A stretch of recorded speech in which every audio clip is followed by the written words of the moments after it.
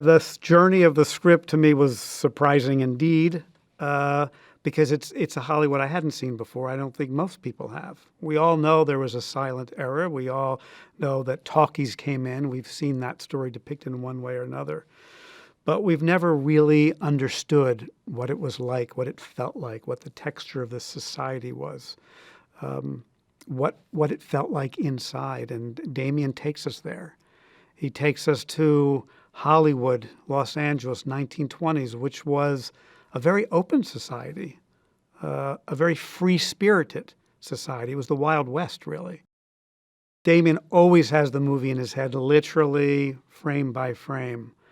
But he does have a unique and exquisite talent of marrying camera to his story, marrying design to his story, integrating all those disparate pieces into the way he tells the story in every frame.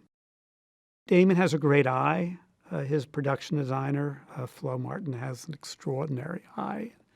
And so recreating the feeling, the texture, the dust, the heat, the desert, the orange groves, all of that, we were able to do with some really innovative thinking and really smart location finding. What's really interesting about LA, both in the city and in the outskirts that I allude to, is that there are still present buildings, edifices, architecture of the time.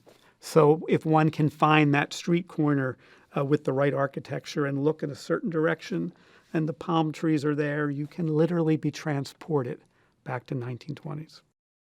The immersive quality of this film, the cinema, the sheer cinematic language of it, the sound, the music, the visual, is in fact immersive. And the experience of seeing it on the big screen is going to be unlike any other. Reading the script, it was hard not to envision that the perfect marriage of actor to role would be Brad Pitt to Jack Conrad. He's a character that really believes in what he's doing, but he does so with a sense of humor. And he has no pretension about him, even though he has pretension in a way that for which we have great affection for him, because he believes in his art form, even though some of what he is really, because of the silent era, just a very, very handsome face. And there is something meta about Brad Pitt playing a character like that, and yet it's a character you haven't seen Brad play before. When we speak about perfect marriages of actor or actress, in this instance to a role, I can't think of anybody but Margot who possesses the same kind of fearlessness in how she approaches all her roles, but how she approached the role of Nellie Leroy.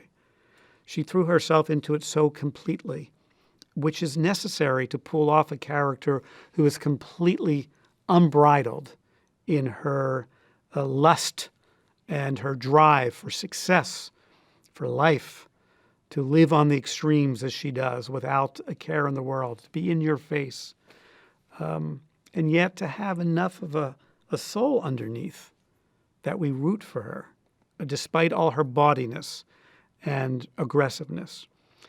And not only was Margot fearless in creating this role, in bringing to life what was on the page in a way that I can't imagine anybody else, she was also just such a professional in the way she approached it. There was no task too great, no direction too daunting, no turn she wouldn't take to explore this character, to take her to her limits, because it's a character who lives out on the limits, but does it on her terms.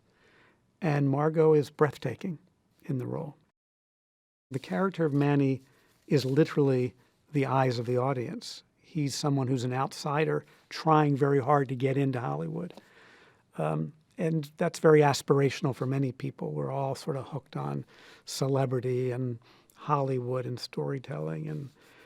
And so he has this presence, and he talks to us with his eyes in a way that was very appealing, very relatable, and very accessible, because Manny has to be very accessible. He's also very authentic to playing a character whose family across the border from Mexico, who's an outsider, trying very hard to fit in, to find his niche, to find an opportunity, which is what the character does.